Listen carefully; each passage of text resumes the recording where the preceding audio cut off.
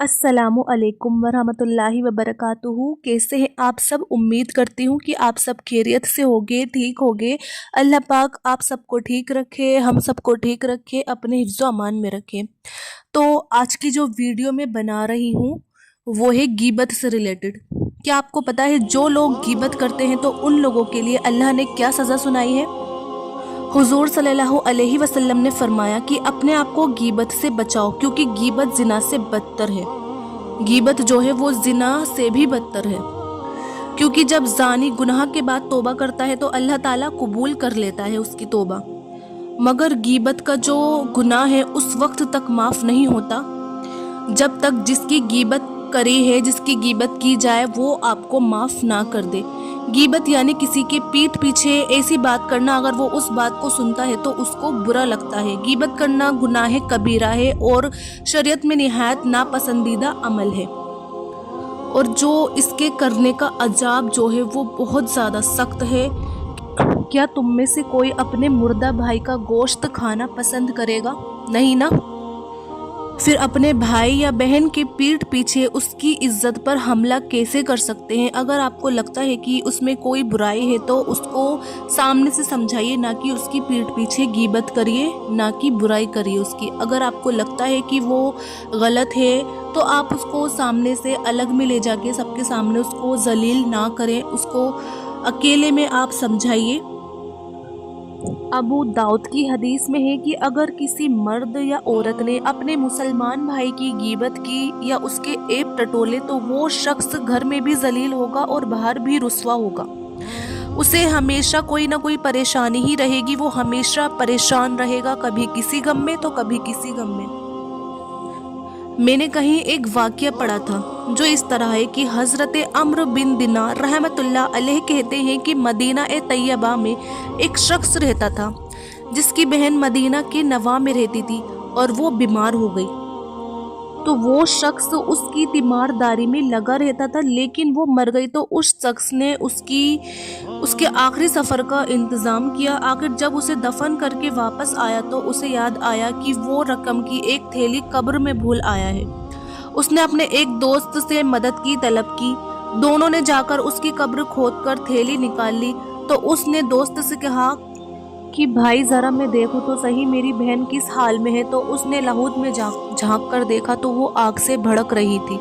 वे वापस चुपचाप चला आया और माँ से पूछा कि मेरी बहन में ऐसी क्या कोई ख़राब आदत थी? तो माँ ने कहा तेरी बहन की आदत थी कि वो हमसायों के दरवाज़ों से कान लगाकर उनकी बातें सुनती थी और चुगलखोरी किया करती थी।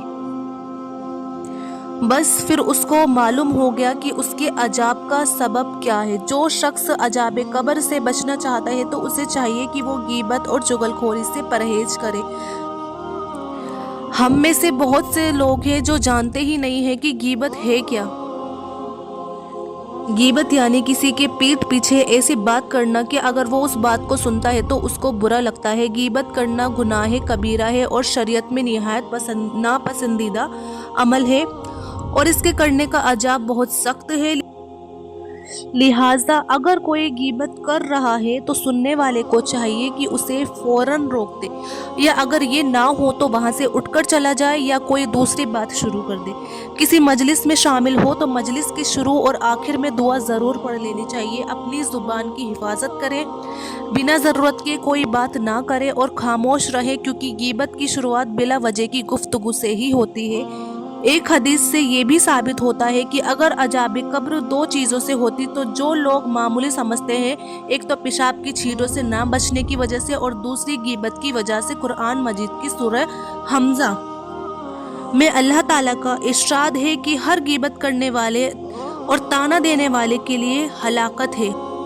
हुजूर सल्लल्लाहु अलैहि वसल्लम से पूछा गया कि हुजूर अगर मेरे भाई में वो चीज़ मौजूद है जो मैं कह रहा हूँ तो क्या उस सूरत में भी गीबत होगी?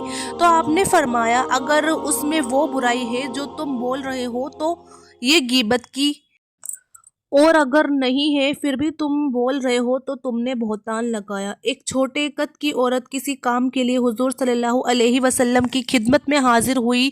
जब वो वापस चली गई तो हज़रत आयशा रज़ी अल्लाह अन्हा ने इशारे से कहा उसका कद कितना छोटा था? आपने फरमाया आयशा تم نے اس کی غیبت کی ہے تو سوچئے ہاتھ کے اشارے سے بھی کسی کی غیبت کرنا گناہ ہے، اور غیبت گناہ کبیرہ ہے۔ تو آج کی ویڈیو میں ہم نے جانا کہ غیبت کیا ہے اور غیبت کرنے سے کیا عذاب ہوتا ہے۔ تو اس ویڈیو کو زیادہ سے زیادہ شیئر کریے اور ایک لائک کریے، اور میرے چینل عظمیٰ خان اسلامک چینل کو سبسکرائب کریے۔ اب ملیں گے اگلی ویڈیو میں، جب تک اپنا خیال رکھیے گا، اور کچھ بھی اگر آپ کو مجھ سے سوال پوچھنا ہے تو آپ کمنٹ باکس میں لکھ سکتے ہیں۔ اب ملیں گے اگلی ویڈیو میں، جب تک اپنا خیال رکھیے گا۔ اللہ حافظ۔